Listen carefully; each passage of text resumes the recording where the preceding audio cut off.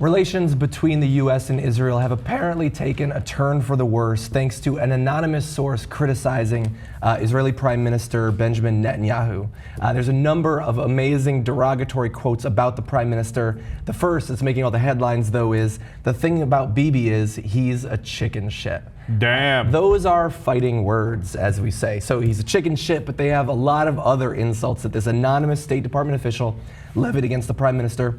He was described as recalcitrant, myopic, reactionary, obtuse, blustering, pompous, and Aspergery, which I'm not sure is a real word. Oh, that's phenomenal. That's my new favorite word. Aspergery. I know a couple of guys who are Aspergery. Oh, yeah? Yeah, okay. Although that's probably offensive and yada yada. Oh, yeah, totally.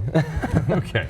So, of course, the world is exploding. Yeah. How dare you criticize the true leader of this country? Everybody at the White House, everybody involved in the government must immediately bow their heads and do full-throated apologies. Now, of course, the same guys who tell Obama that he's not tough enough on every other foreign leader. Oh, he should punch Putin in the nose.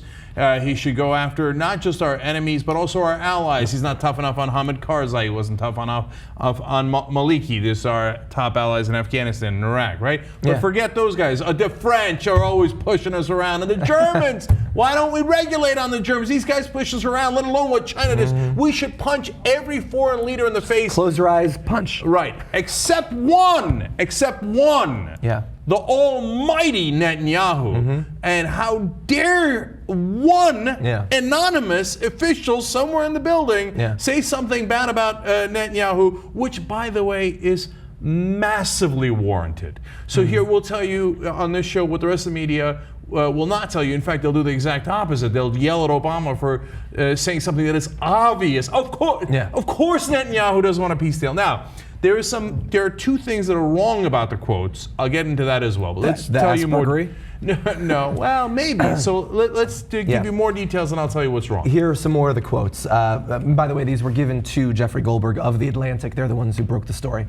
Another manifestation of his chicken shittedness, which is a nice turn of phrase, in the view of Obama administration officials, is his near pathological desire for career preservation and clear signals by Netanyahu to his political base in advance of possible elections next year that he is still with them, despite his rhetorical commitment to a two-state solution. The public criticism of Obama policies is simultaneously heartfelt and also designed to mobilize the base. So what Netanyahu was saying publicly about being committed to this two-state solution, he's just saying that to get support while internationally, while domestically behind the scenes, he's making clear to the Israeli people that he is not. So here's problem number one, right? So they're not wrong about any of that, but it misses a critical point, which is that Netanyahu doesn't actually want peace. He doesn't desire it. It's not just for political shenanigans in his own government. Yes, it's true. He is appealing to his base. That's right. He is pretending to be in favor of peace for international reasons. Yes, that's right. But the core of it is he doesn't want it. Yeah. It's not that he's scared. That's why the chicken shit quote is actually kind of wrong. It's not like Netanyahu was like, oh, I'm so afraid of peace. Yeah. No. He's like, he thinks, and perhaps rationally so, given that we back him 100%, I have all the power. The Palestinians have none of the power. Yeah. I will continue to take more and more of their land, and at the end of however long my terms are, I will have annexed more of their land, more for me, less for them. Yeah. I win, they lose. I don't want peace. I want their land. Yeah. And I want their resources. And domestically, probably not a bad legacy. Internationally, and perhaps in the view of future generations, probably not as good of a legacy. And before we continue, we do have some more negative comments. One important note that for some reason I don't see in any of the many articles all over the internet. So this is an anonymous State Department official. When a president comes into office, they don't fire everyone at the State Department. We have no proof that this guy was even put there by Obama. He might well be a holdover from Bush. After all, this is hardly doing Obama favors, and yet this guy keeps saying this stuff anonymously over and over. They're acting as if this guy is distantly related to Obama. We have no idea. He could be a Republican for all we know. Okay, now, John makes a terrific point there, because the Obama administration, of course, is saying that they're furious about this leak and what was said in the leak, and that Netanyahu was offended, etc. Now, it's both true and untrue, okay? I think that it probably does somewhat reflect the position of the administration, because we know for a fact that they are enormously frustrated with Netanyahu. Netanyahu just said that they're going to expand the settlements by another 1,000 homes. So here we go again. It's basically saying, I have no interest in peace. It's not basically saying, it's exactly saying it. I'm not going to do peace. I'm going to take your land and I'm going to take more of it, right? Yeah. So they are frustrated. But the reason John's point is really good is because, remember, why in the world would the Obama administration want news like this coming out right before an election? Like 5 days before 5 days before an incredibly important election in the U.S. Yeah. So, but there are many people in the State Department, some of whom agree with Obama, some of whom don't, who could easily put out a story like this and go, oh, I'm in the State Department, I'm an official, did I leak that? Oh, golly gee. Now all the Democrats, you'll all have to, do what you have to do to, you'll say you hate Obama, you're with Israel, and you're gonna have to do all that, and it causes massive problems for the Democrats.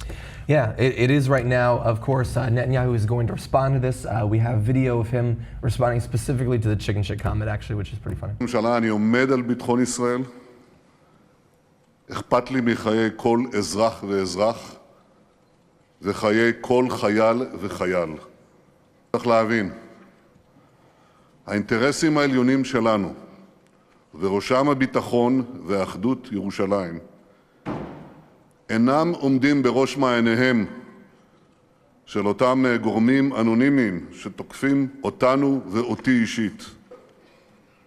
כי המתקפה עליי באה רק בגלל שאני מגן על מדינת ישראל. אני אמשיך להגן על אזרחי ישראל. ואני מבקש גם להוסיף, אני מכבד ומוקיר את הקשר העמוק שלנו עם ארצות הברית. As the subtitles explain there, he says, I'm doing it for the security of Israel, I'm doing it to defend Israel, I'm doing it overall for Israel. So of course he's going to have to mention the security while he respects the ties with the U.S., yada. But in essence there, he's saying why he's doing it. He's like, did I stutter? I don't care about the Palestinians. Yeah. I never once mentioned the Palestinians. I never once said I'm going to do anything for them. I'm not going to agree to any concessions for them. All I care about is Israel. Yeah. And so, Sam Harris loves to say, just take people at their word. When Palestinians say they're going to kill Jews, you have to take them at their word. Yeah. When Netanyahu says, all I care about is Israel, I'm continuing to expand settlements and continue to not do real peace negotiations, because all I care about is Israel. Then take him at his word. That's exactly right.